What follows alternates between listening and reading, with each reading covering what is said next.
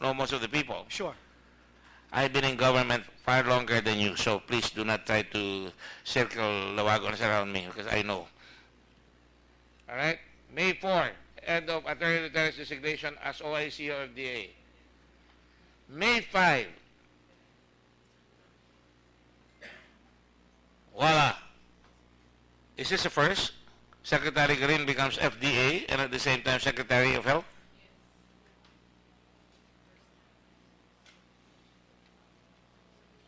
Secretary Duque? I'm not You've aware been- of anyone like that ever before. This is the first time. First time. She is head of DOH and she is also head of FDA. What does FDA do? It certifies which products can be sold in the market, products, right? Health products, yes. Right? Yes, sir. Very powerful, isn't it?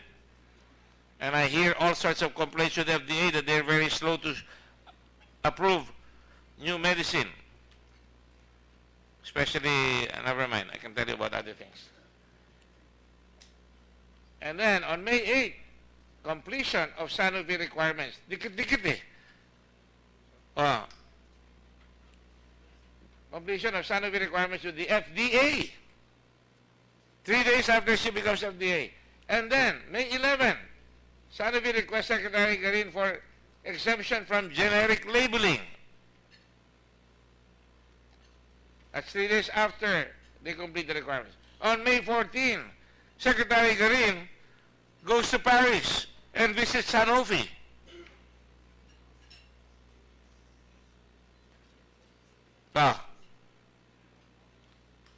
It's probably coincidental.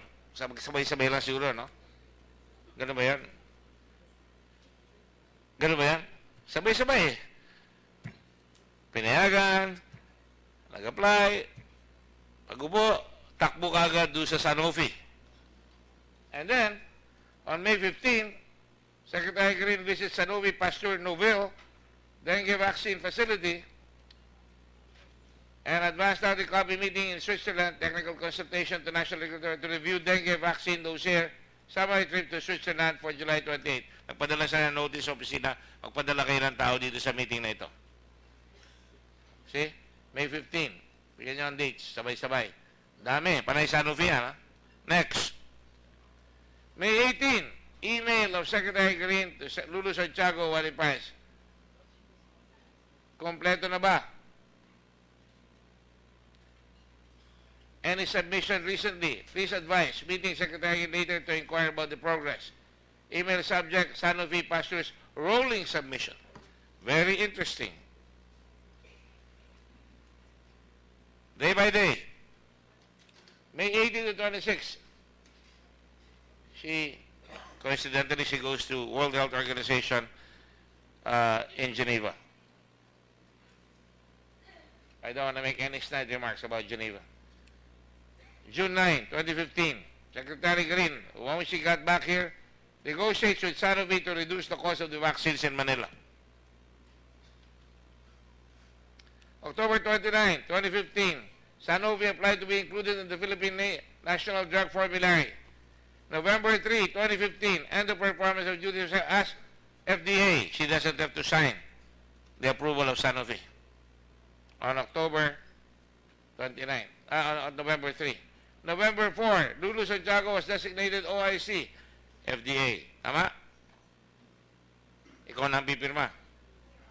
Hindi. Alam ko kung sinong pipirma niyan. Don't worry. November 17, 2015, Sanofi Pasteur CEO and President Oliver Shamil met with Philippine officials in Manila during the APEC summit meeting.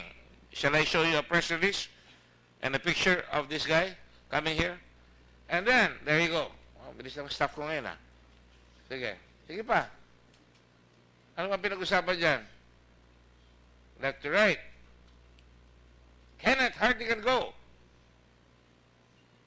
Is that you, Kenneth? Yes, Your Honor. Thank you. Next. There you go. Is that you? Yes, it seems like it's a very good likeness. Next. Next. Let's now go back to the timeline. We were here November 17 for the APEC. December 1, 2 weeks later, President Benigno Aquino goes to Paris and meets with Sanofi. These are all coincidences, I suppose. There. December 1. Next. December 2. Another coincidence. Secretary Green, while still in Paris, sent an email to former FDA OIC Lulu Santiago asking when will the CPR for dengue vaccine be released. Right? December 10, Secretary Green submits a proposal to DBM for Health Facilities Enhancement Program funding and procurement of 3 million doses of dengue vaccine for 1 million vaccines. There's only one thing wrong with this, not only because it's close to one another, but the recommendation to include dengue vaccine came a day after, given by Dr. Mariano Baquilod. Where is Dr. Mariano? Why? Nauna pa yung inclusion bago sa recommendation mo.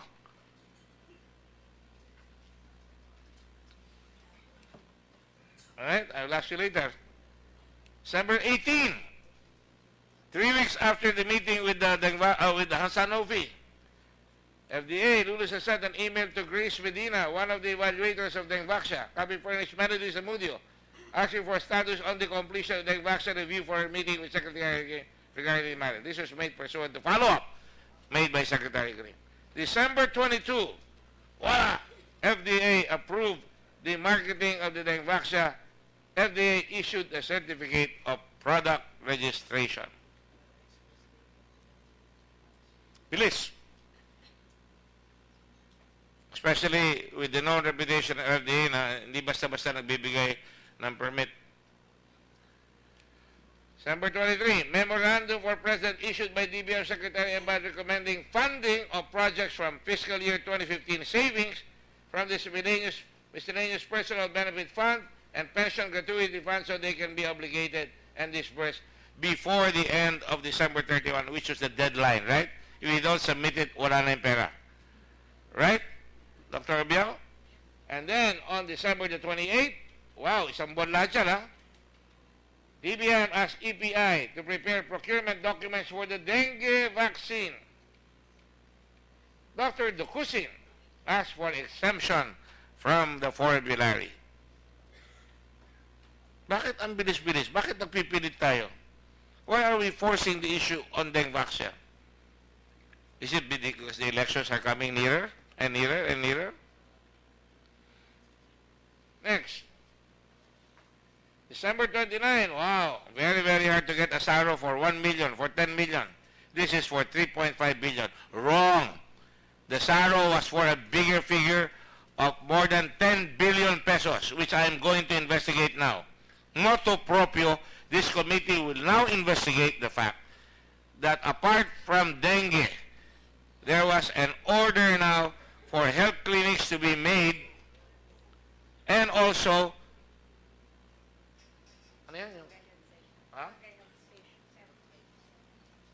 10 billion project in fighting dengue, 3.5 billion, and 3,200 barangay health centers to be built at a cost of 4.8 billion. The money was from 10 billion PhilHealth coverage funds. I think Dr. Liachon, you will give PhilHealth later on, for senior citizens. Lighting speed. The 4 billion contract divided by 3,200 barangay health centers is 1.4 million per unit. Wow. Each unit, by the way, is only 42 square meters in size. 1.4 million ang halaga. And costs about 33,159 per square meter. And this is in the provinces. I thought this was in Quezon City or Makati. I will go to that later on. I'm a little bit upset because sinabay-sabay. Alright? And then, on January 2nd, informed Dr. Julius Oxores about the plan to implement. Sunod-sunod na yan. So in less than a month, everything was approved. It was assigned to Philippine Children's Memorial or General Hospital Center, and then on January 25, wow. I will remind you, Dr. Dukusin said that they are not ready to implement the program. Did you not, Dr. Dukusin? You said that, right? Sabi mo na yan. Please answer the microphone. After you recommended it, 1 week later you said we're not ready to implement. It's so big, right? Yes, I said that during the first FEC meeting. Right. So, mamadali lahat. January 25, arrival of 145,250 doses of dengue vaccine. And we were told that there was nothing in the shelf when they talked about it in Paris nung mag-usap si Secretary Garin at ang Sanofi. Do you think you can escape all these timelines? Wow.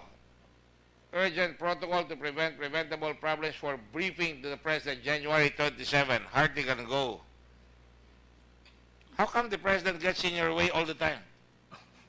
May I be allowed to explain? I'm asking you. Right.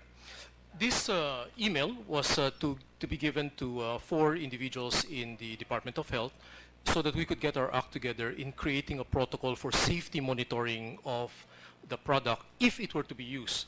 And that's really all a post-market surveillance integrated to a public health program if it were to be used. That briefing to the President isn't really so. Many of the items in the email was about academic discussions on situations that may arise, questions that may be asked, creating a safety protocol for, as I said, monitoring when it's rolled out. That's it, Your Honor. There's no. Of course, the President knew about it a year before. And a year later, he met with this Sanofi, and now he has to be briefed, right? That's important. Yes, sir. Yes, Your Honor. Indeed, there was a question asked much earlier in previous meetings, and I can't recall the date, but the question was, well, if this is going to be used in the private sector, how different should it be if it were to be rolled out as a public program? Okay, all right. That's really I'm the just stating tenor, facts here. I'm just stating facts. Your Honor. And they are incontrovertible. These things actually happen. All at close proximity to each other's dates. February 3, Certificate of Exemption of Dengue tetravalent vaccine was issued. Special talaga, all the way. February 9, in the earning call of Sanofi, CEO Oliver Brandicourt announced that initial shipments of the vaccines arrived in the Philippines at the end of January. There you go. I mean, just so happened that God made the earth in 7 days.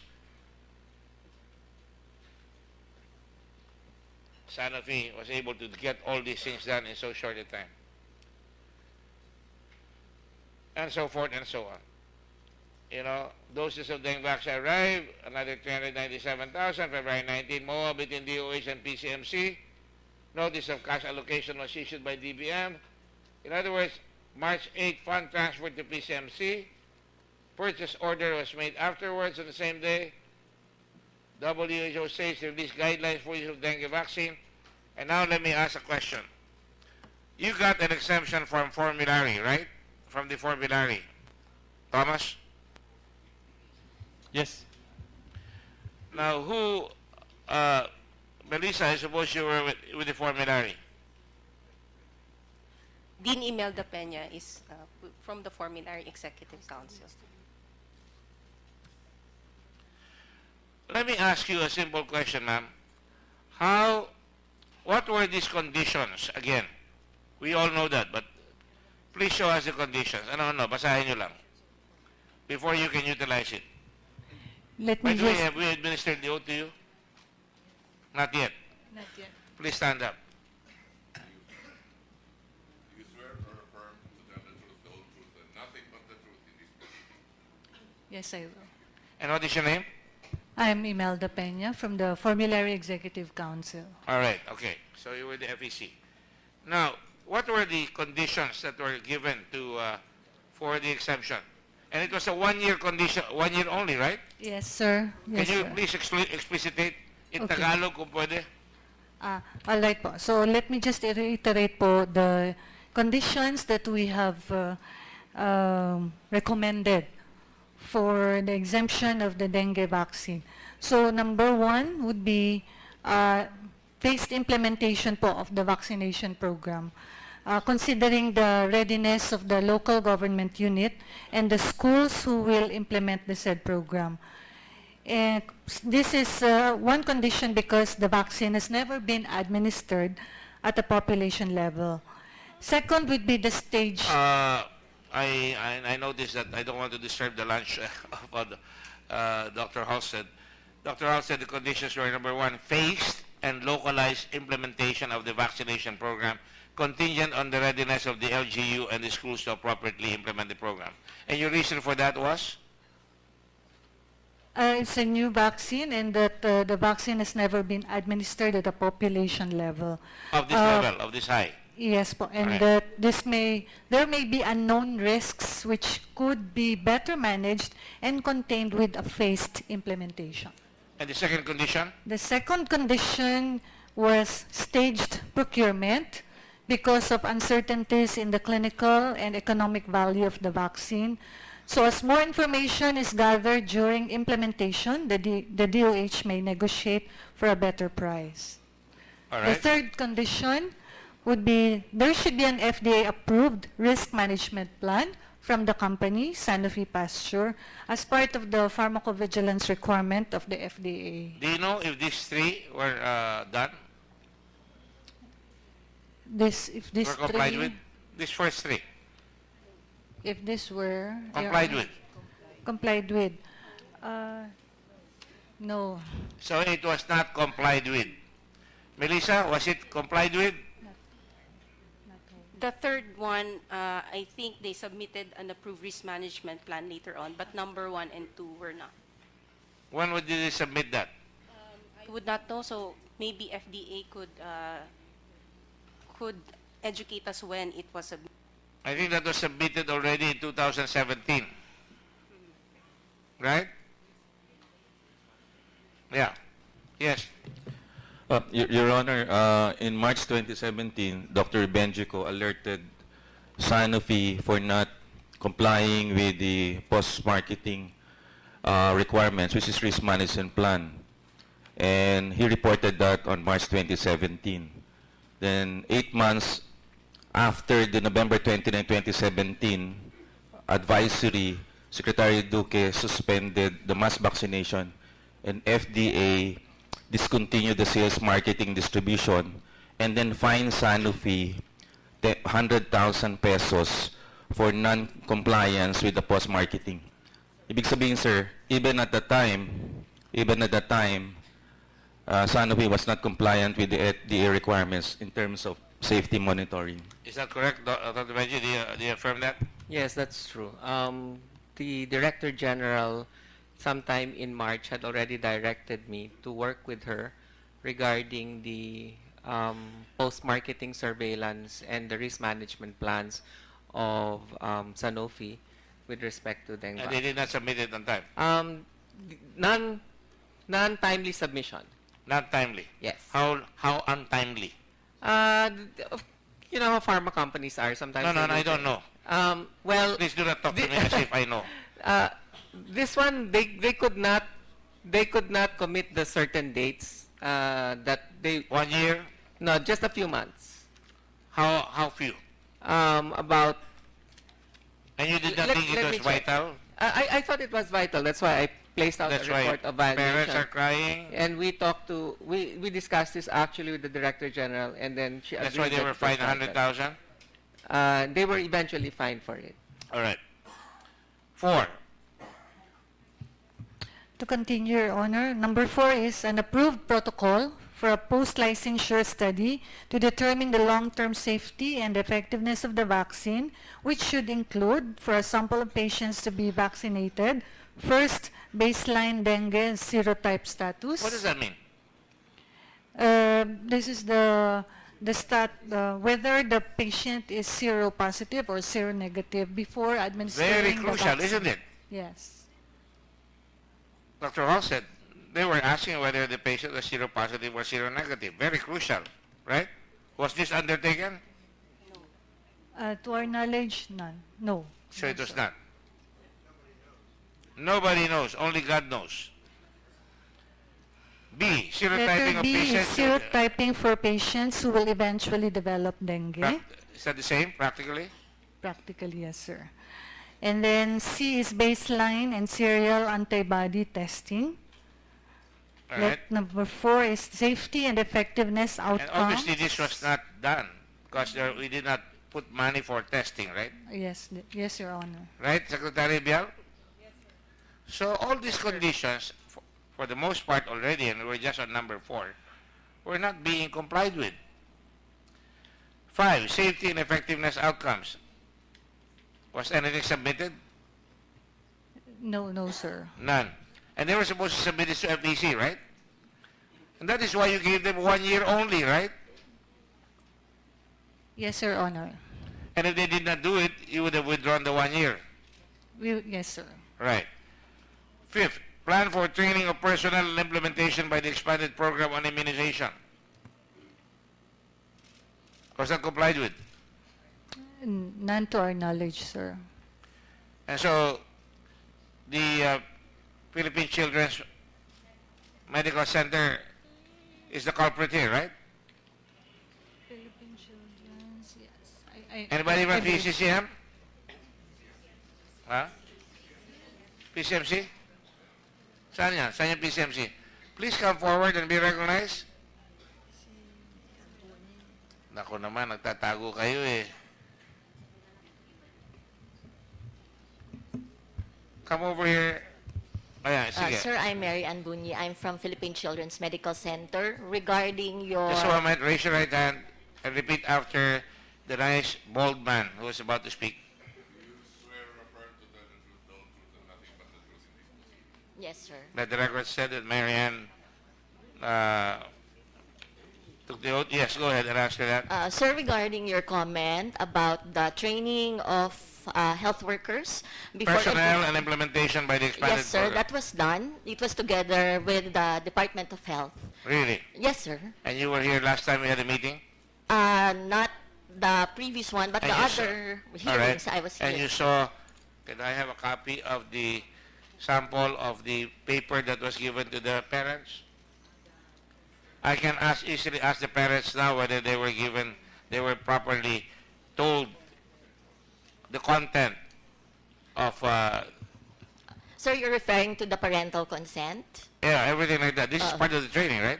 That was included, sir, Yeah. but the training was really held in the different regions where the implementation would be Pero done. obviously the training did not work well because maraming parents nagko-complain.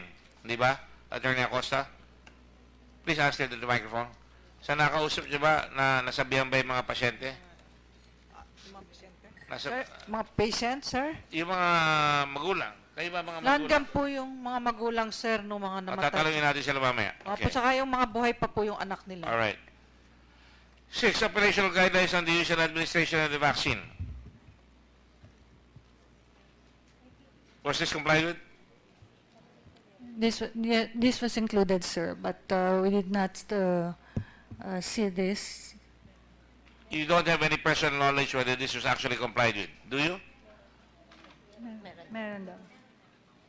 Meron na daw po sa Meron. According to Secretary Bial. Yes, sir. There was an issuance I cannot go on here, say here, you know that. in the latter part of February 2016. All right.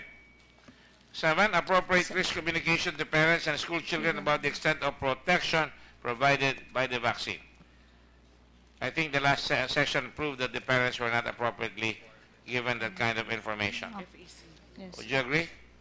Yes, sir. Thank you. And then number 8 is the DOH should actively monitor the outcomes in order to determine the real clinical value of the dengue vaccine that will help determine the real-time cost-effective price for the government. So you would That's the say, last. was this complied with? The last one, sir? Yes. Monitoring of outcomes? Yes, I believe, sir. Really now? But How many perhaps people have been not sick? complete. You're talking about outcomes. I'm asking you now. If they complied with it, we would know how many patients, how many children have gotten sick. Isn't that an outcome? Marian, isn't that an outcome? Sir, it's an outcome, but we have an AEFI, surveillance committee of the DOH, which is doing it now. The monitoring of patients who have received It's only doing it now because a lot of patients... It has been in existence, sir, the AEFI. No, but before all this brouhaha over children getting sick, very, very sick, even dying, do you have an outcome report, Secretary Duque? Huwag nga tayo naglulukuhan dito, ha. Sabihin natin ang totoo because this will all be the basis for correcting what was wrong before. This will not happen again. Am I making myself clear? In other words, Secretary Duque, you are in a position to know that this was not undertaken, correct? The formulary has already said most of it has not been undertaken, correct? Yes, that's... I'd like to hear from the formulary. Yes, Your Honor. It was not undertaken. Some of this, sir. Most of it. Most of it. Most of it. I don't want to Yes, eat the Your words in Honor. your mouth. Most of Very it, sir, adequate. were not undertaken. All right. If that is the case, how can we proceed with it anyway? And let me now ask this very, very vital question. When were these conditions supposed to have been met? What were the conditions sine qua non before you said, go ahead, inject on a mass scale? The conditions were imposed by the FEC. Who were supposed to see to it that the conditions sine qua non were properly undertaken? Secretary Bell, you were there at that time? Sir, the implementation team, I don't understand. whoever was tasked to implement the vaccination program. So how did we jump from the conditions that were supposed to be met to full implementation of mass immunization? Hindi ko maintindihan yun. You impose conditions, and the conditions are not met, and then you jump into full implementation of mass immunization. You may answer. Don't be afraid because we are correcting something that is terribly wrong with our system. Your Honor, if I may, Yes. the FEC outputs were merely recommendatory. So it's Oh. really the secretary, the head of agencies, made the final decision to implement. So, Secretary Garin, this was the recommendation. Really? Is this a recommendation? A condition is not a recommendation. If it was recommendations, you would have said recommendation. If it was conditions, ibig sabihin, you cannot implement without satisfying these conditions. Did I take my English lesson as wrong?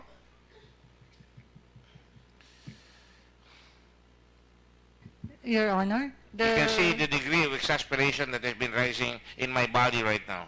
Can somebody please take my temperature and my blood pressure? Go ahead.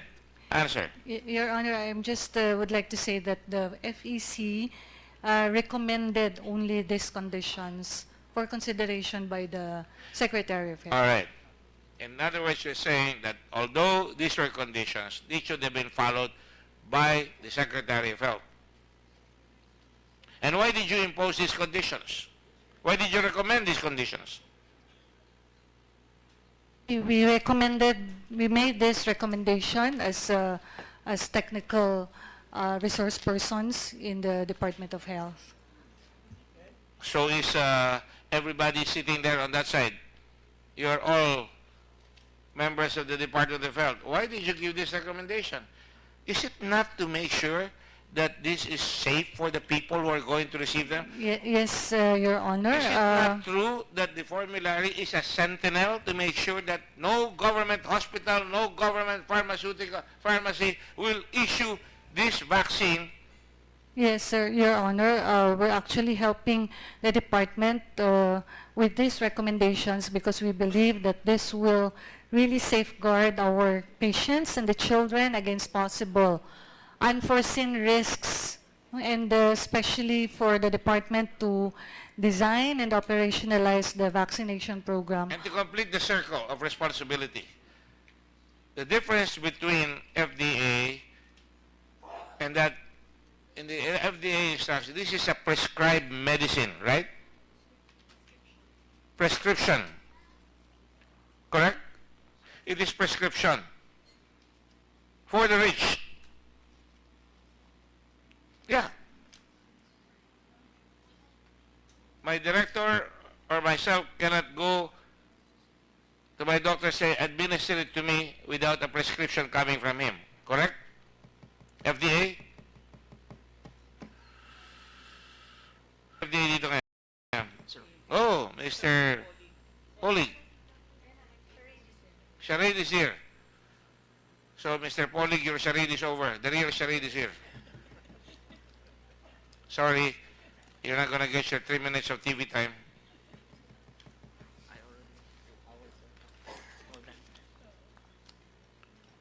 I'm glad you're well, Charade. Please take the position of the gentleman.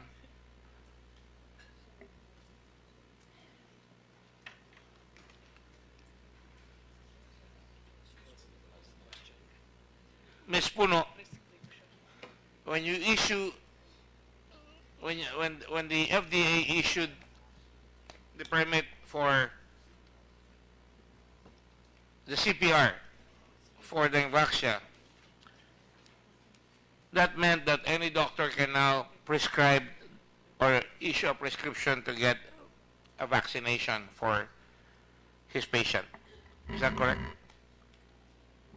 That's correct, Your Honor, Mr. Chairman. Disabuse my mind if I'm wrong, because in other words, nobody can just go in there, sige, can you give me a vaccination? He has to write a prescription. Yes, the doctor should be writing, since it's the Dengue vaccine is a prescription vaccine. Bakit kailangan magbigay ng prescription? Kasi ho, pag sinabi niyo pong prescription, kailangan ho, controlled po ito. Ito pong mga pasyente ho natin, kailangan natin malaman kung meron bang existing na sakit, o ito bang mga pasyente natin ay meron hong underlying condition during that time ng inoculation. Hindi po pwedeng basta-bastang iniiniksyonan kasi ho, meron hong mga tao na pwede hong hindi naaayon yung pag-inject ng vaccine. Anong tawag doon sa term na yun? Nagkakaroon allergic reaction? May allergic reaction po, anaphylactic shock. Sorry, I'm a lawyer. I hate these medical terms. Anaphylaxis? Yes. Anaphylaxis. Yes, Your Pwedeng ganun, di ba? Yes, Mr. Kaya Chairman. kailangan lagi may prescription. Yes, kailangan po may Pero ang tanong ko, for the life of me, kaya nagbigay ng conditions or recommendations na may conditions. I'm just musing, and tell me if I'm wrong from the formulary, is because walang doktor na tutulong sa public school. Mass inoculation eh. They will just get the consent of the father or the mother or the guardian, and they'll say, libreng bakuna para hindi na magka-dengue ang anak ninyo. Sino ang tututol doon? Lalo na kung hindi naturuan yung nag-orient doon sa magtuturo na dapat sabihin mo, kung may sakit yung bata, may lagnat, hindi kayo pwedeng bigyan nitong vaccine na ito. Tama po ba yun? Ma'am? Yes, Your Honor. You agree, Secretary Duque, of course. So that means, kung hindi sinunod yan, what is the logical conclusion? Somebody has to be held responsible. So that's what I'm trying to get from you folks who push the button.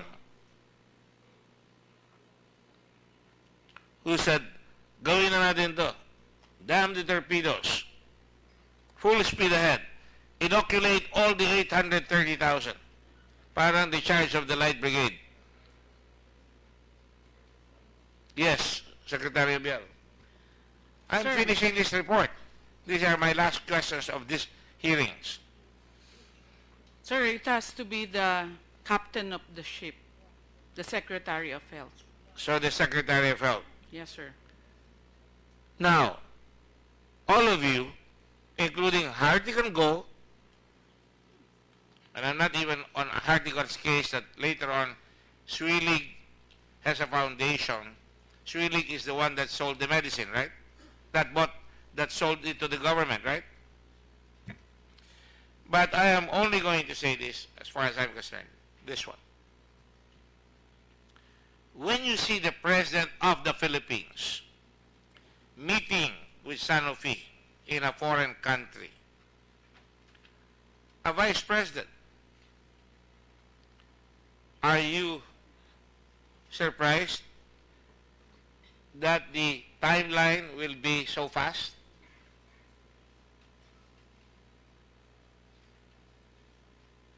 And when he meets again on December 1, should we not be surprised na ang bilis-bilis umabot ng saro, nakapaglabas ng pera? So, President Truman once said the buck stops here, on his desk.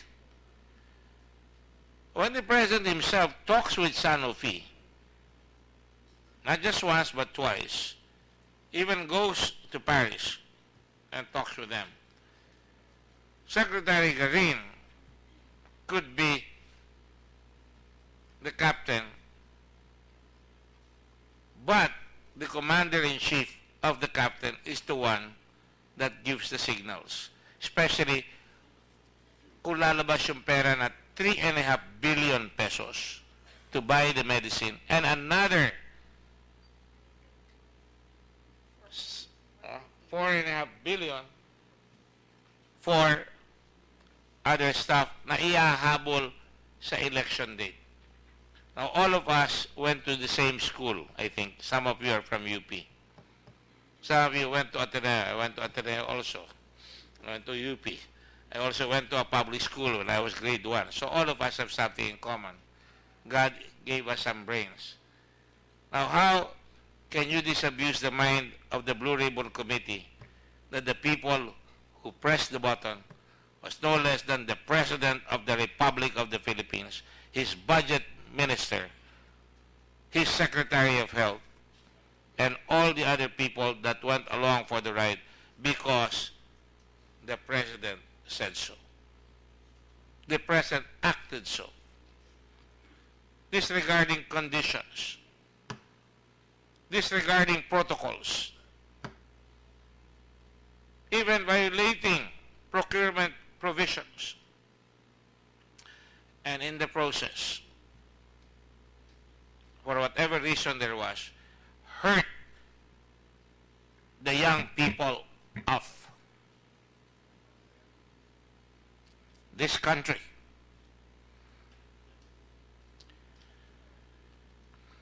Do I have any comments from all of you?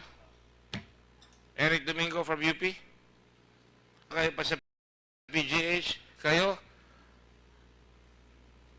Sa PAO? Kayo sa FDA? Kayo mga doktor? This is the tragedy of this investigation.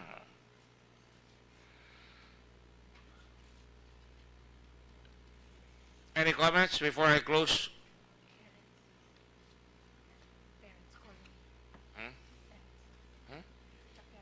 Oh yeah, I'm sorry.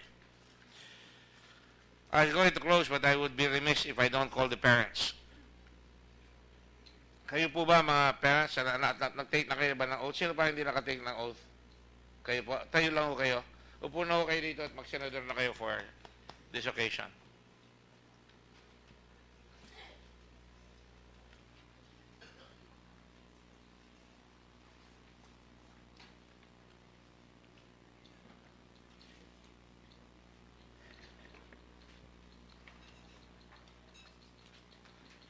Director Rudy? Bakit tayo lang ho? Marapot kayo doon sa matanda sa likod.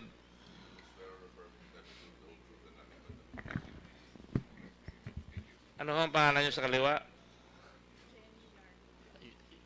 Jenny Larga. Jenny? Yes. LB Lehiralde. Kayo po? Ho? Sumachen Dominguez. Sumachen Dominguez. Sumachen Dominguez. Kayo po? Maricel Machas po. Maricel. Alright. It is, kayo ngayon ang magsalita po. Ano po ba ang gusto niyo sabihin ngayon dito sa atin? Yes. Gusto ko lang pong ipaalam sa inyo na kami ay may samahan na binubuo ng 37 members. Dito namin natitrace yung mga reklamo ng mga magulang.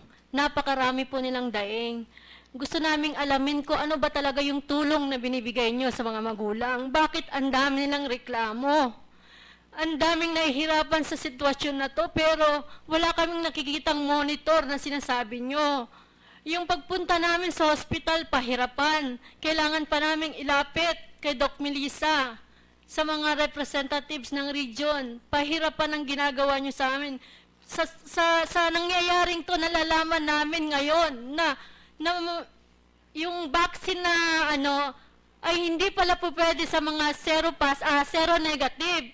Ngayon, hindi namin alam kung saan kami nabibilang. Ano ba talaga ang plano nyo sa aming mga anak? Ano ba ang tulong na may bibigay nyo? Paano nyo masasabi na ligtas ang aming mga anak kung yung mga lumalabas ngayon na pagkakaroon ng hearing dito ay nalalaman na namin ngayon na hindi ligtas ang mga anak namin dahil hindi namin alam kung saan sila nabibilang. Ano ang plano nyo ngayon sa aming mga anak? Yun lang po ang katanungan ko. Yung plano nyo po, yung gusto naming maliwanagan sa inyo. Yun lang po. Salamat po. Alam ko sinabi mo na yung monitor. Siguro kailangan ipaliwanag yung mahigi. Yes, Your Honor. First and foremost, yung tulong na gusto namin pong ibigay sa mga magulang ay na andito po sa akin mga sulat, yung 1,161,000,000 na pondong ibinalik po ng Sanofi sa mga hindi Dengue ay kami po ay humihingi ng authorization o pahintulot mula sa DBM at sa Kongreso para nang sa ganon ay mailabas ang pondong ito at gamitin para sa mga pangailangan po ng inyong mga anak. Yung gastusin sa pagpapaospital, gastusin sa dengue kits, inaantay po natin ang mga kasagutan sa mga sulat na ito at ako po ay magbibigay sa inyo ng mga kopya, lahat po ng mga sulat at tugon po sa inyong kahilingan. Ito po United Parents Against Dengue Philippines. Kayo po ba ito, ma'am? Hindi po. Ay, iba pa yan. Kasi nakalagay po dito, the National Federation of Dengue Victims Organization would like to have a dialogue with Secretary Duque within this week if it is possible. Opo. Secretary Duque, Opo. the time for dialogue Aha. is done.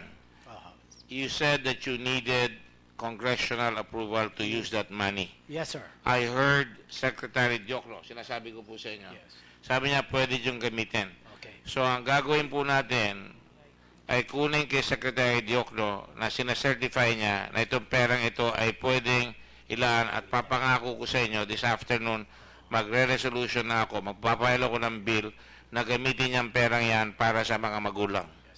Yes, sir. At kailangan ko lang ng suporta sa lower house. Yes, sir. At pakiusapan nyo lang sa lower house kung sino daw. We did already through the chairperson, Committee on Health, si Angelina Tan. Okay. And the I'm sure speaker. Secretary JV will file that along with me and so that, alam nyo, ang pera po hindi pwedeng gamitin kung walang congressional approval. Ito lang pong nakaraang administrasyon ang gumagamit ng walang congressional approval. Nakakapaglabas sa 10 bilyon. Ewan ko kung ba't hindi magawa ni Secretary Duque yun. Yes, Secretary Domingo. Magandang hapon. Yung pong sa zero testing, actually po yung expert panel natin, ilagay siya sa listahan ng mga top priorities natin. Nag-usap na po si Secretary Duque at saka ang Secretary po ng DOST and ifa-fund po yung pag-develop at saka pag-validate. Yung zero testing? Opo, yung zero testing ng mga nabakunahan. Yung magagaling sa Hawaii at saka sa... Sa Hawaii po, ang tinitingnan natin Taiwan o kaya yung sa Pittsburgh. Yan, para matest yung mga At bata. ang ang ginawa po namin timeline nila Doktora Lansang, nila Doktora Celia Carlos, yung baka po yung 2 taon, pipilitin nating mapaiksi, pero talaga pong mga 1 taon bago ma-develop ito. Pero at least we're looking forward na kasi talaga pong hindi pa siya available, no, na para sa pangmaramihan. Kailangan pa po talaga nating i-develop yung test dito. Pero ito po yung pangunahin na ano po ngayon sa agenda ng ating PCHRD, ng DOH po tsaka ng DOST. Alright, okay, good. May dadagdag lang po ako, Your Honor. Yung pong sa pondong hinihingi po natin kapag napahintulutan ng Kongreso at ng DBM, kasama din po dyan yung budget para po sa pagtalaga ng 500 na mga surveillance officers na sila po mga nurses na iikot po yan sa mga bawat eskwelahan at sa mga unahin sa mga eskwela tapos sa mga komunidad na saan po sinis para alamin ho kung sila ba kumusta, sila ba nag-absent, kung nag-absent, bakit Siguro, po nag-absent. Secretary Duque, sulat yun na yan ngayon. Pero, ilalagay na natin bibigyan na yan. Gagawin na natin yan ngayon. Tapos meron ho kami i-roll out na yung application together with DepEd para sa application sa cellphone. Lalagay ho doon, pwedeng gamitin po ng mga magulang, ite-text lang nila, maglalabas po doon yung ano ba yung mga symptoms, check lang nila, pipindutin lang ho yung screen at doon lalabas, tatapon ho yung data na yon sa central office at may mag-analyze ho nito at magbibigay ho ng abiso kaakibat po nung application na ito. The So bibigyan po namin the sila Indian ng... government is a very good program like that, and I suggest the guy who's running it, is the vice CEO is my friend from the World Bank before. You might want to ask their help if you can use permanently for the Department of Health. And But lastly, sir, nakikipag-ugnayan din po kami sa Philippine Red Cross. Yes. At salamat po kay Chairman Gordon ng Red Cross. At kami po ay regular nagpupulong yung multi-stakeholder meeting. At sa susunod nga ako, kapag nabuo na po yung mga kinatawan ninyo, ay kayo po ay aanyayahan din namin na makipagpulong sa amin on a regular basis para nang sa ganun po, nagpapalitan po tayo ng inyo pong mga mungkahi o suhestyon at nang sa ganun naman mapaigi pa namin lalo ang mga proseso namin. lahat ng chapter ng Red Cross sa Region 4, Region 3, Metro Manila ay na-meeting na at sa Region 7. May meeting nga. Ayaw ko natapos sa Region 7. Natapos na may Region 7. Region 7 hindi pa. Pero lahat dyan nagkaroon ng tulukan ng injection. So, yan ay pwedeng puntahan pagka naka-set up na yan. Matatawagan nila yung mga opisina na yan para madala namin sa ambulansya yung bata kung kailangan dali sa ambulansya o kagad masabihan sila na dapat dali na kagad sa ospital kung kailangan dali sa ospital. Yun ang pinag-usapan rin natin. Yes, sir. Yes, sir. At Inay Sumachen at yung mga iba pa hong mga nanay rito, yung dengue kits ay kasi malaking hong bilang, hindi ho ito parang 2,000, 3,000 pamilya lamang, kundi pinag-usapan po natin dito, halos 1,000,000. Pati yung mga asa komunidad po, hindi lang po limitado sa mga eskwelahan, na kapag meron ho kami binili, halimbawa thermometer, sabihin mo na 150 pesos isa. Kung bibigyan mo yan sa 100, 1,500. Sa 1,000, 10,500. You're talking about almost 1,000,000. Sa thermometer pa lang ho, 100,000,000 na ho kaagad ito. So, yung pondo po na ito ay hindi naman nakasama sa budget for 2018. Kaya ako po humihingi ng konti pa hong pasensya. At kung mailabas po ang pahintulot, ang certification, ay sa lalong madaling panahon makapag-bidding ho kasi naayon din po sa batas at sa Commission on Audit, kailangan po itong malalaking mga bilihin na ito po ay kinakailangan dumaan sa tamang proseso ng bidding. Kasi kung wala akong bidding, ako naman nung baka makulong. Hindi naman nung siguro well, anyway, gagawa natin ng paraan. Yan ang sinasabi ni Secretary Duque. I think if you explain to them now, mahirapan sila i-comprehend pa yung mga kuha ninyo. In fact, we can talk to the telcos to help us na dapat magbigay sila ng load. Kung kailangan nyo, binigyan ako ng telcos doon sa emergencies ng load na pwede kong padala sa mga parents at pwede silang mag-text kung kailangan nila ng tulong kagad. Palagi ko yung mga thermometer, medyo may pagka-OA na yan. Basta nagkaroon ng lagnat, ang bata, dalhin nyo na yan. Dalhin nyo na kagad. Huwag nyo nang hintayin pa. Yung thermometer, sir? Bawal mong pumalakpak. Ano po, pasensya na kayo dito. At you can do the thermometer. Meron naman kayong mga barangay health center na hindi natuloy doon sa eskwela. Yung gagawin sana nila nung sa pera na yon. Pero dapat, ang advice dapat sa publiko, pagka nilagnat na yung bata o unusual at naturukan yan, itakbo na nila kagad sa health center. At baka pa na lang ninyo doon ng suporta para hindi na sila nahihirapan pa kung kakapahin nila kung sino ang gagawin nila ng paraan. Kailangan makapunta na sila kagad. We can talk about that with them later after this meeting. Alright? Yes, sir. Yes, sir. Yes, go ahead. Kayo. Secretary Doki, siguro mas maganda kung meron kayong mga plano para sa mga victims, isasama niyo po mga parents kasi malaki po ang maibigay naming information sa inyo kung ano talaga ang dapat o ano talaga yung kailangan namin. Sige po, ito na nga ho. Pagka nagpulong ho muli ang DOH at ang Red Cross at ang mga iba pa hong multi-stakeholders, ay amin hong kikilalanin kung sino ho sa mga grupo ninyo o leaders ang amin pong aanyayahan sa susunod na meetings po namin. Tsaka Secretary Doki, kung mag-hard kayo ng ibang tao, pwede niyo pong i-involve ang mga parents. Willing po kaming tumulong. Maraming salamat to. Gagawin po natin Para po sa makipag-ugnayan. mga bata, para po sa aming mga anak. Importante po sila, Secretary. Sige po. Maraming salamat po. Yung 500 po na nurses na amin pong surveillance officers na itatalaga po natin sa mga iba't ibang mga eskwelahan, sisiguraduhin namin na makilala kayo at kung paano ang contact ninyo, pakikipag-ugnayan para regular na monitoring ho ang mangyayari. Sige po. Thank you po. Salamat din po. Secretary Jenny Pus.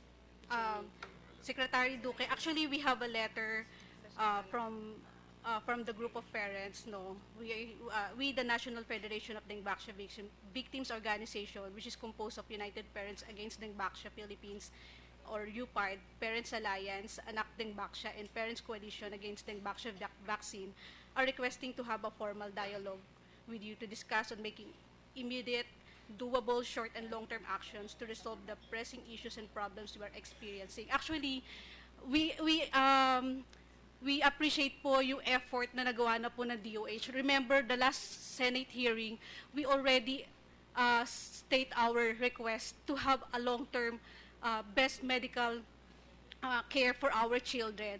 Kumbaga, yung immediate medical intervention, mahaba po kasing mahabang mga list na nakalagay po sa amin. So, the group of parents and of all the victims would like to personally sit down all the problems that we are experiencing. Kasi po, actually, marami pang mga problema. Actually, ito pong mga hawak ko po is mostly questions coming from the parents. Siguro ko kung babasahin ko po ito at this moment, matatagalan po tayo. Kasi although, yes, we understand po that the DOH is doing its best to reach out to all the patients, pero lahat ng yun na babalita, napapanood namin sa TV or sa media, hindi po lahat ng mga patients and victims ay nare-reach out po. Kumbaga, ang pakiramdam ng mga, mostly of the parents, is more on, pasensya na po, parang media or parang chika lang po ng ginagawa ng ating government. Where in fact, marami pa hong mga nahihirapan, especially po yung mga parents na parang nananahimik na lang po dahil parang itong problema na dumating sa kanila, wala na pong solution because the problem, malalaking mga institutions and personalities ang kailangan nilang kalabanin. So, we are really, sir, na sana po you'd give time, no? Ito po yung letter ipapareceive po namin sa inyo na maupuan po ninyo with all the parents concerned. Sige po. Gawin po natin sa lalong madaling panahon. Mamaya, pagkatapos po nito, magtakda na tayo ng dates ng meetings. Yes, sir. Ngayon na kayo mag-meeting pagkatapos ito. That's why I said after this. After this. Dito na. Okay. Yes, Irish. Good afternoon. Remember, Secretary Duque, these are all Metro Manila based, ha? Wala pa yung Region 4. Wala pa yung Region 3. Cebu. Region 4. Oh, yan. Oh. Go ahead. Yeah. Go ahead, Irish. Good afternoon po sa lahat. Gusto ko pong let me start by thanking DOH through Secretary Duque and Dr. Guerrero, Melissa Guerrero, and especially to the Region 4 people, Director Magpantay, for the assistance given to my son. Napakaayos po ng assistance. Although, in behalf of other parents, gusto ko rin pong manawagan ng pasensya na po, pero ito kasi ang totoo, totoong monitoring on the ground. Kasi yun po talaga ang wala. Para kasi ang nangyayari ngayon, hinihintay na lang natin na makarating sa inyo ang problema, na may tatawag, na may sakit, pero yung mga vaccines mismo, hindi talaga sila na monitor. And I suggest na dahil patapos na yung school year, at yung mga unang nabakunahan for the year 2016, gumraduate na, and ngayong year naman, gagraduate na, I suggest na siguro sa barangay tayo mag-uumpisa. Doon talaga ang pinaka-effective. Maraming salamat to, Inay. Ang kasama po yan sa trabaho ng atin 500 na mga nurses na ikakalat po natin sa mga paaralan, makikipag-ugnayan sa Department of Education. Oo, sa barangay po, Doc. Kasi sa DepEd, wala na tayong chance doon, gagraduate na yung mga bata. So, sa barangay, inilalagay na po natin sa barangay. Opo. Then, sa ano naman po, isa pa pong gusto ko lang ding iparating na sa yung mga health workers po natin, sana po mapakiusapan. Kasi napakasakit bilang yung sa mga magulang. Although sa akin, hindi nangyayari yon dahil siguro marunong ako makipaglaban para sa karapatan ng anak ko. Pero sa ibang mga bata, kasi madaling sabihin ng mga doctors na, hindi dengue yan. Sa mga forum na ginagawa ng DOH, sinasabi nila na walang masama na epekto ang bakuna. Hindi sana tayo maging conclusive. Kasi alam naman natin lahat ngayon, wala pang kasiguraduhan eh. Yung mga sinasabing namatay, parating sinasabi na walang kinalaman ang Dingvaxia. May nakakapagsabi na ba ngayon, sa puntong ito, na wala talagang kinalaman? Kami hindi namin ipagpilitan na ito ay may kinalaman kasi under investigation pa. So sana ang DOH din ay hindi rin ipagpilitan na ito ay wala talagang kinalaman. Kasi pareho lang tayo eh. Pareho tayong wala pang kasiguraduhan. At saka, yung mga taong tumutulong sa mga magulang, sana wag naman silang i-humiliate. Kasi sila lang yung pinagkukunan namin ng lakas. Pwede hong ibigay nyo sa akin kung anong tanggapan o anong ospital para nang sa ganon, matukoy din namin at makausap, mapaimbestigahan sila at magawan ng remedyo o ng solusyon kung may mga kakaibang kaugalian ang ipinakikita o asal, sabihin nyo po sa amin para nang sa ganon, mapatawag namin at sila ay mapagsabihan po natin. Actually, ano po hospital, ano po kung makuha yung pangalan, ay napaka-importante ho ng inyong feedback at makakatulong po ito sa pagpapaigi ng ating sistema. Actually, medyo mahirap yan kung isa-isa. Pero si Dr. Melissa, alam ko po na nakakabasa kayo dun sa mga groups nila, sa mga messages. Nandun po, nakikita po niyo po yun sa mga comments ng parents, dun sa mga forum na ginagawa nila. Kasi nandun lahat yung mga comments ng mga parents na nakaka-attend ng forum. Nandun lahat yung mga comments ng parents na nagrereklamo na talagang inaano lang sila ng mga doktor. So, pagsasabihan ho natin itong mga doktor na ito. Sana po. Kasi yun lamang po. Kasi nakikita namin yung effort nyo at sana po hindi po mamatay yung desire nyo, yung strong desire within you na talagang tulungan kami at ibangon yung pangalan ng DOH na nasira. Kasi yung tiwala ng mga tao talagang nawala. So sa ngayon sa nakikita naming effort, unti-unti nyo namang naibabalik yung tiwala. Sana lang po magpatuloy yun. Hindi lang sa pagtatapos nitong hearing na to, kundi sa mga panahon na wala na to. Kasi yun ang kinakakaba namin, na pag wala na to, paano na kami? Gawin ho natin ang lahat para matugunan ng problema. There are a lot of parents there in the gallery, and there are parents here whose children have died. Dr. Halstead, with your permission, this young lady wants to ask you a direct question. I probably know the answer to it, but he just wants you to lend your ears to him, to her. Go ahead. Dr. Halstead, good afternoon po. Thank you for coming here in the Philippines. National Federation of Dengue Victims Organization would like to ask you a question. Is there any possibility that the antidote or lunas for dengue is possible?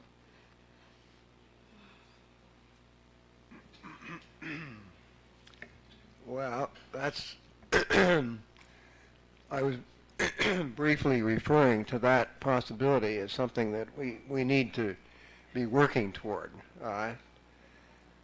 To be honest with you, I hope other people in the world hear your question, not just me, because it's going to take a huge effort. Is there a remedy? Yes, there is. If we had one of the vaccines that I was mentioning, and if it was available for use, you know, it's one thing to have a vaccine, it's another thing to have it licensed and available for use. That would be useful. Can we do something to accelerate the development and production of those vaccines? I don't know. To be honest with you, Senator Gordon, this is not just a Philippine crisis. This is a global crisis.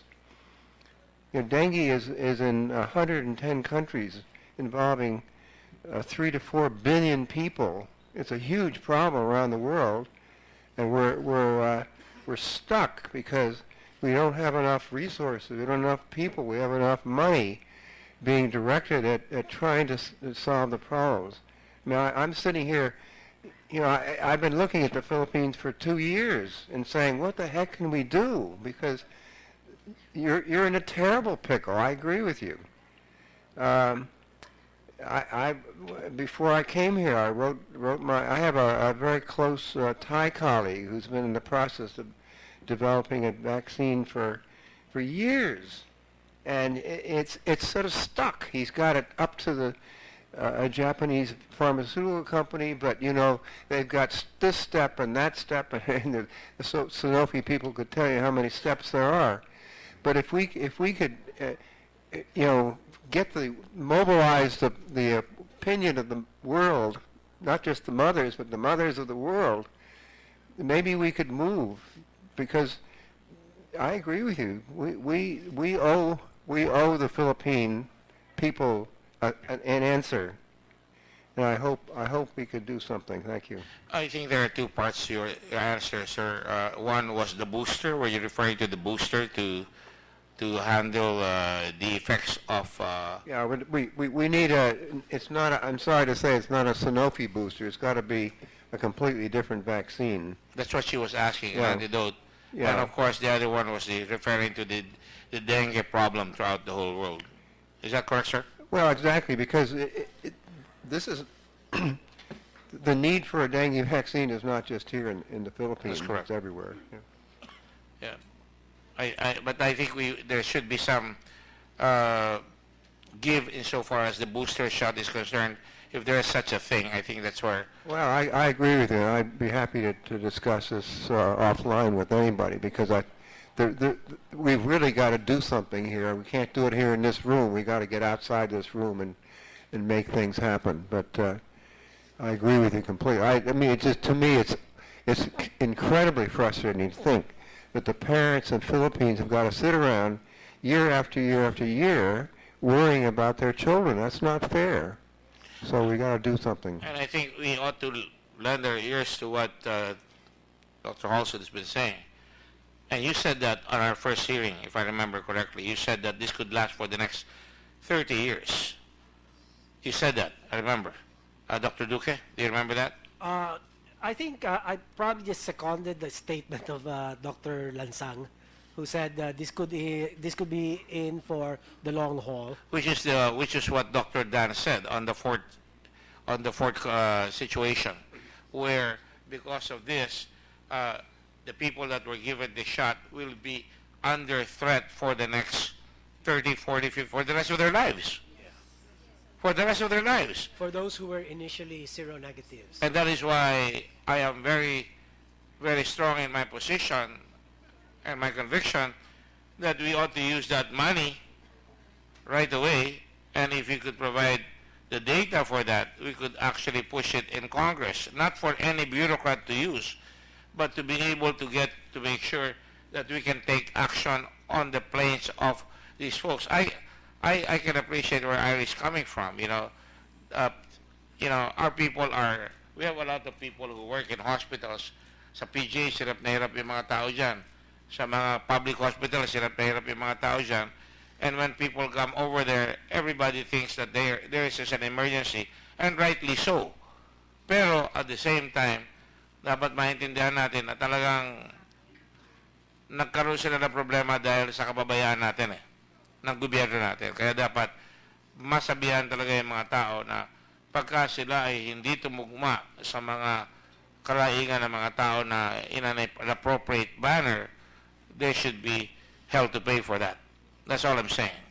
And I think that's why we should talk right away and find a way to make sure na makakalapit itong mga tao at any time sa inyo or sa sino bang dinedesignate nyo or the Red Cross. Yan ang sinasabi ko. Kaya nga, from the very beginning, we have been working on this with you because na-realize ko yung problema nila. Now, I have a lot of other people here. Kita niyo may mga... Sir, just very quickly, gusto ko rin hong ibahagi sa atin pong, lalong-lalo na ang ating pong mga magulang na namatayan. Meron po akong sulat kay Pangulong Duterte. Bibigyan ko din po kayo ng kopya para nang sa ganun ho, malaman ninyo kung ano po yung tulong na ating pong hinihingi. Ako na po ang kumakatawan sa inyo kahit na hindi po ninyo alam, ako na po ang mismong nagsusulat kay Pangulong Duterte para ho mabigyan ng assistance o tulong pinansyal hanggat sa maaari po. Kaya bibigyan ko kayo ng kopya din para lang po sa inyong kaalaman. I think more than just letters, Secretary Duque, we need action. I mean, I'm sure the President is going to help. We don't have to say that here. What is important is we find a way for a mechanism upon which we can get efficient and good action. You know, Yes, sir. Yes, sir. when I was reviewing the record of Dr. Scott over there, he kept talking about two things. One was the effectiveness, and the other one was the ethical part of it. And it struck me. Because everything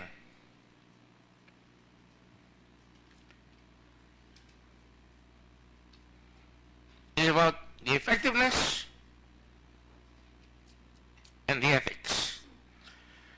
It's ethical on our part, it's duty on our part to make sure na yung pagkakamali na yan ay masundan natin ng tama. That's why I'm very demanding. Dapat mag-meeting na tayo kagad. Because after this, wala nang hearing sa Dengue siya, baka mapabayaan itong mga tao ito, it would really be bad. And I'm glad that they have organized themselves. I can see that even I am affected by this. And I've been in the Red Cross for so long, I've seen so much suffering. But this one is self-inflicted by our government. So it's important that we act on it post-haste. Now there are people here, and let's not go into platitudes anymore. We have letters or we have commitments. The President will help. We need the action right away on the law.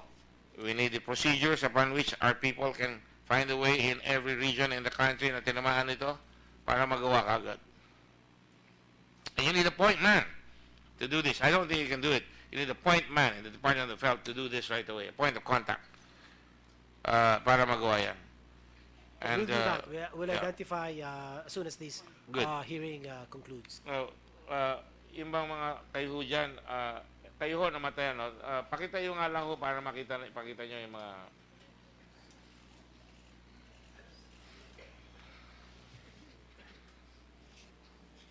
I can see a lot of kids here. I don't know if they were caused by dengue. I don't know if they were caused by dengue. They're all probably dengue or probably some other disease. But the fact is staring at our faces here.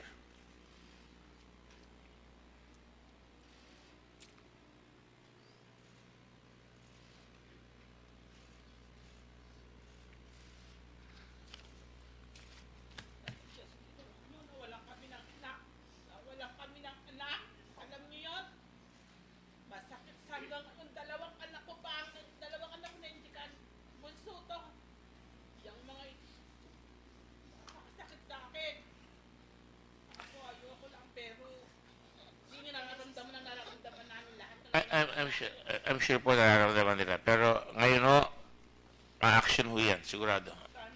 A-action po yan. Gagawan ho natin yan. Lahat kami magtutulong-tulong. Okay? I think the message is very clear. Ano yan? Sana mag-request ng psychological program sa mga magulang at saka sa Hindi nga. Pwede sana kaming mag-request ng psychological program para doon sa mga magulang at saka doon sa bata kasi hindi lang naman magulang yung affected dito, pati yung mga bata. Nagkakaroon sila ng stress sa nangyayari kasi kahit ilihim namin, nakikita nila sa TV yung mahirap i-explain kahit sabihin namin na wag silang matakot. Ma'am, meron nung kami nga pakikipag-ugnayan sa kasama po ito sa amin kasunduan with the Philippine Red Cross. Yung pong psychosocial services or psychosocial debriefing kung tawagin, binubuo na po ng DOH sa kasalukuyan yung pong mga tao na sila pong amin ilalagay sa mga iba't ibang mga rehiyon at iba-ibang tanggapan po ng DOH at saka ng Red Cross at ang amin pong psychosocial services ay konting panahon pa ho at mailalabas na ho natin ito. Kasi nga po, for the first time ho nangyari ito sa buong kasaysayan ng ating pong Philippine Public Health System na ganito po kalawak, ito pong nangyaring ito. At ako na po ang unang magsasabi sa inyo na talagang hindi po namin ito napaghandaan. Sa totoo lang po, ayaw ko naman pong magsinungaling sa inyo, talaga pong kakaiba itong karanasan na ito. Kanya nga po, mayat maya, kami po ay natututo mayat maya po sa mga ulat na amin pong natatanggap mula po sa mga katulad ninyong mga magulang. Kaya ako po ay laging nakikiusap na kung sa maaari, bigyan nyo kami ng konti pa hong pasensya. At hindi po... Secretary Duque, last na po ito, verification lang po doon sa lab test na binibigay nyo po. Kasi may nagre-reklamo, yung MRI ba at CT scan ay hindi sakop doon sa pre-lab test na ginagawad nyo para sa Inay, Sumachen, yung Yes po. Dr. Who kasi, sila naman po ang magsasabi po, magbibigay ng advice kung kinakailangan po. Mahirap din naman po kasi kung ang mga doktor na nag-aral po ng 10 taon, nagpakadalubhasa, nagpaka-espesyalista ng 3 hanggang 5 taon, kung hindi po naman natin sila paniniwalaan, ay sino pa ho ang atin dapat paniwalaan? So siguro I lang just po... need to ask the doctors here. Kailangan ba ang MRI dyan, Marian? Lansang, Dr. Lansang? Kailangan? Your Honor, I think that in general po, hindi kailangan. Pero kung may senyas ng encephalitis, yun parang may inflammation Mamagawa, sa utak, ganon. O kaya may bleeding na nagpalit ang sensorium ng bata, baka kailangan po. So, gaya ng sabi ni Secretary Duque, yung doktor ho ang makakapag-rekomenda kung kailangan o hindi. So the protocol should allow for that. Kung may encephalitis or some other malignancy na kailangan ng MRI, it should be allowed. Kaya mga doktor naman, they generally would know that kung may indication. May mga clear indications or parameters. I have notes here from the parents. No? One parent here cannot even bury their child because of extreme poverty. We should help them. Yes, okay. So, yung kapatid mo, patulungan nila sa... Anong pangalan niyo?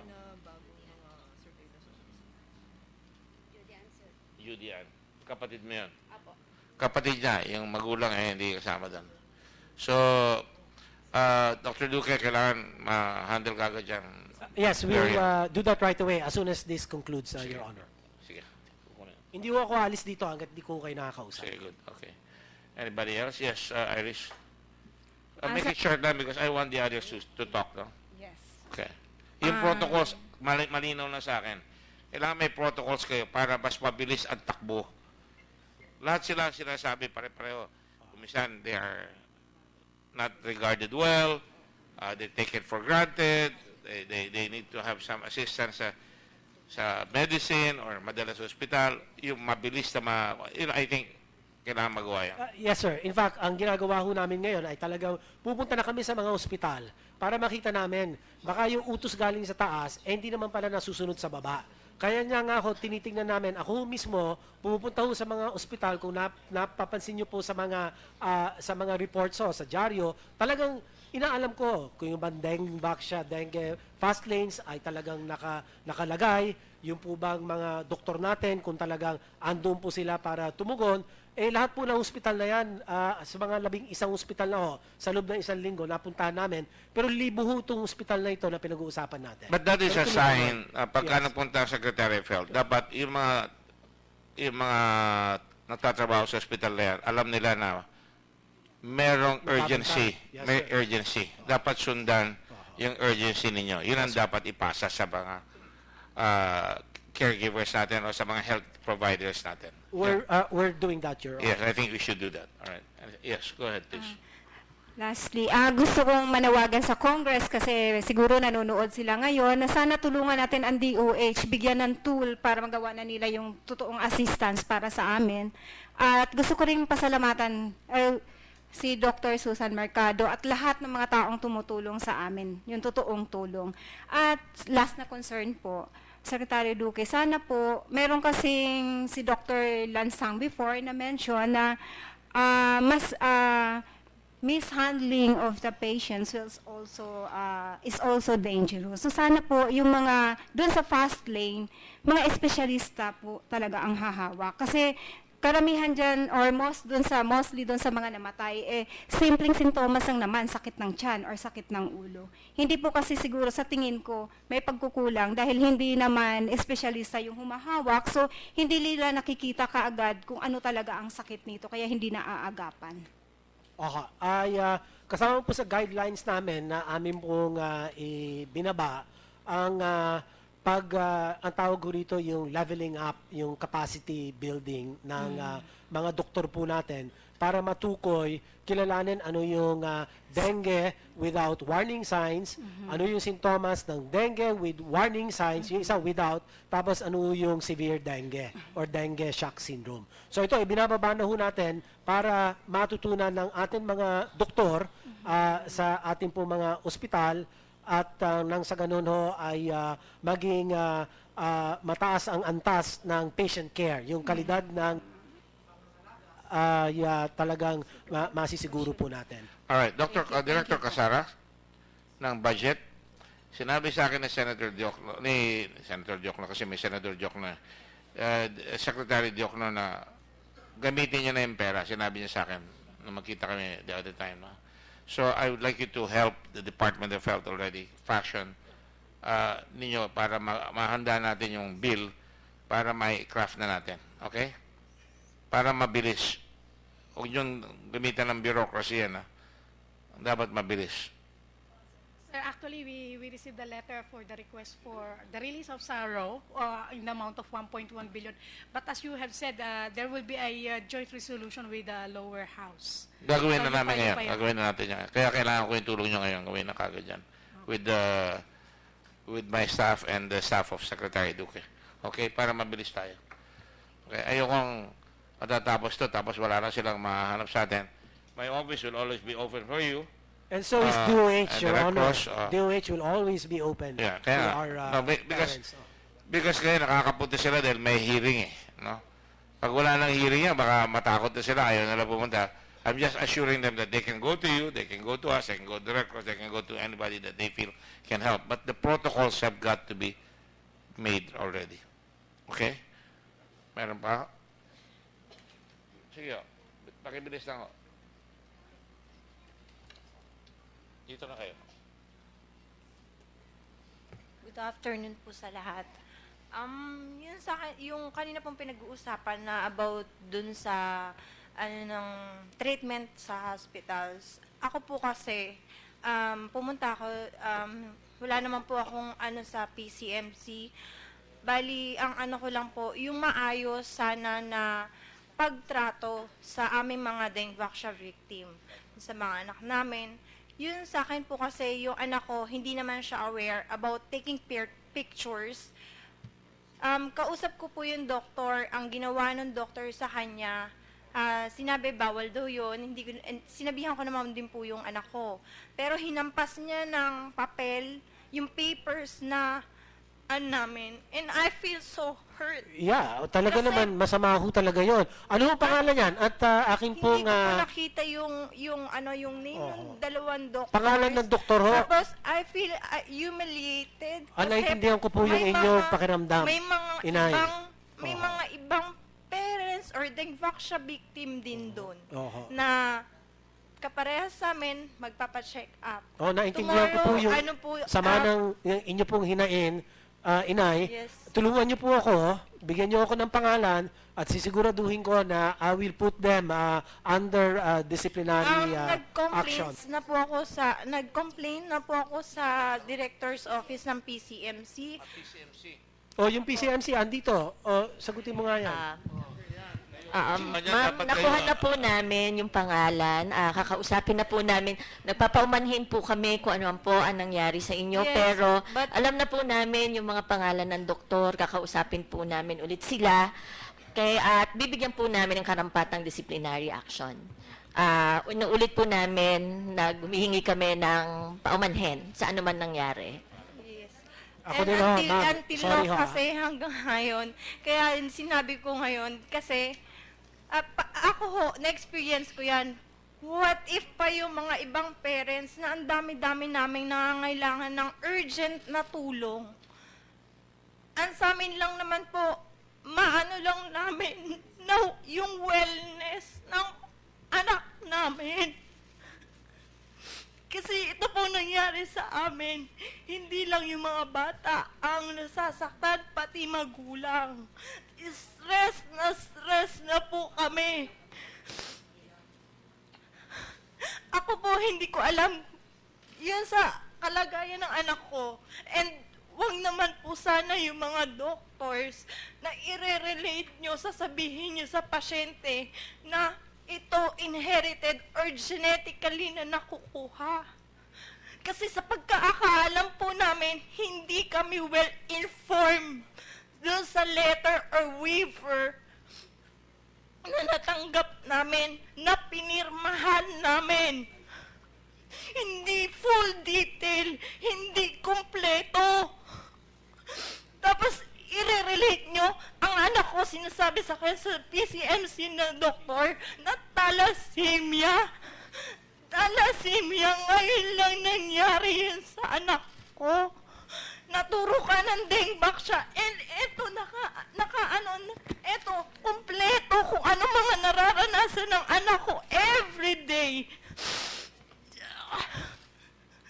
Every day sinusulat ko, binibilang ko.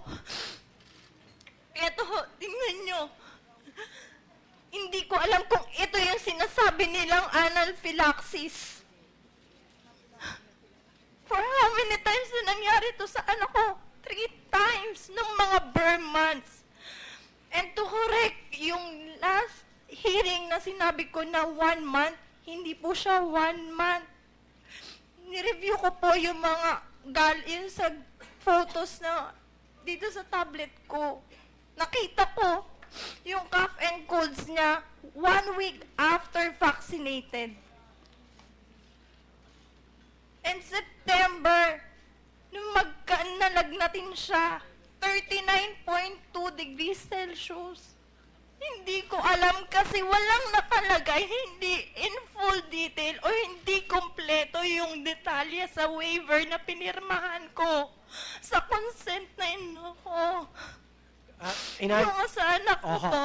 Asikasuhin ho natin yung anak ninyo at ang yung pong waiver na sinasabi ninyo, ito po yung kakulangan nung dati pong nagpatupad nitong programang ito, ngunit ay nakalipas na ho yan at balak po natin na ayusin po natin ito, pero para po naman sa kaalaman ng lahat, ay tinigil na po natin yung pagbabakuna. Number one. Number two, yung pong pangangalaga sa kalusugan ng 837,000 children ay talagang yun po ay isang malaking hamon na sinusolusyonan po ng inyong Department of Health. At kanina po nabanggit ninyo na ang PCMC mukhang okay naman yata yung pangangalaga. Yung nga lang, nasaktan kayo dahil dun sa sinabi nung isang doktor na nagpipicture taking yung anak ninyo ay nahampas, iba naman ho ito. Talagang masama naman ho yung ganon asal. Hindi ho yan asal ng isang lingkod bayan. At ating pong sisiguraduhin na matanggap po sila ng nararapat na disciplinary action. Last na po sa UPAD. Secretary Doki, pupunta po kayo kay President Duterte po. I-follow up ko po itong mga sulat ko sa kanila. Pwede po bang pakisama na rin dyan na kailangan naming mga magulang ang justice? Kaya gusto naming may mananagot dito. Talaga ho nga, we will make sure that the ends of justice are served. At kailangan po kung sino yung mananagot, talagang kailangan pong sila ay managot at para ho yung hustisyang hinihingi po natin para sa mga magulang at lalong-lalo na po sa mga batang, sa mga pamilyang namatayan, ay sisiguro din po natin na ang hustisya po ay... Thank you po. Aasahan po namin lahat yan. Sige po, Secretary Doki. Inay. Dr. Scott will meet with the parents after this. No? Is that correct, Dr. Scott? Thank you very much. We'll join them, Your Honor. And Secretary Duque, I have to vacate. This is the people's hall. Kaya pinababa ko kayo dito para masabi nyo lahat yung dapat na sabihin. No? Sa inyo ito eh. So, tinatanong tayo dito, will there be justice?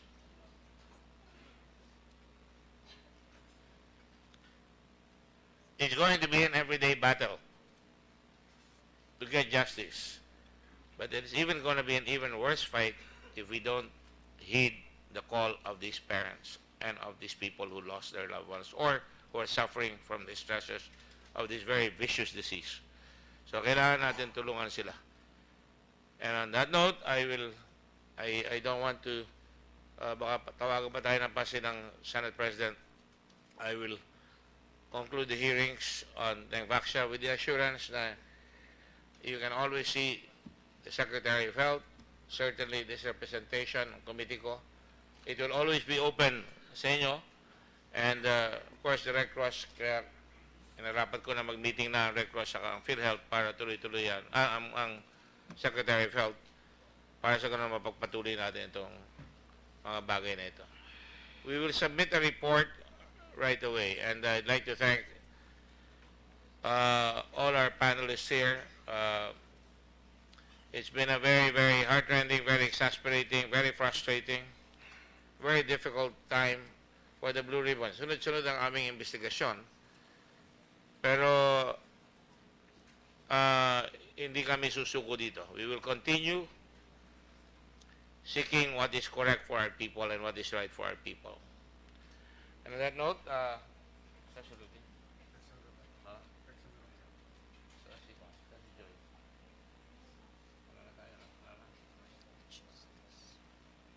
we shall now adjourn this hearings on Dengue, and the report will be forthcoming. And you can be assured, I think you know already, that this will be a hard-hitting report. With the end in view that this sad part of our history will never be repeated again, by the very sentinel, by the very guardians of our health, the Department of Health. We cannot allow this to happen again. And we must rely on good science and rely on our strong faith in each other to be able to make sure that we do no harm to our people, and that we give them the necessary services, health services that must be forthcoming. Thank you all very much for coming. I hereby adjourn these hearings of the Committee on Blue Ribbon, or Accountability of Public Officers. Thank you all.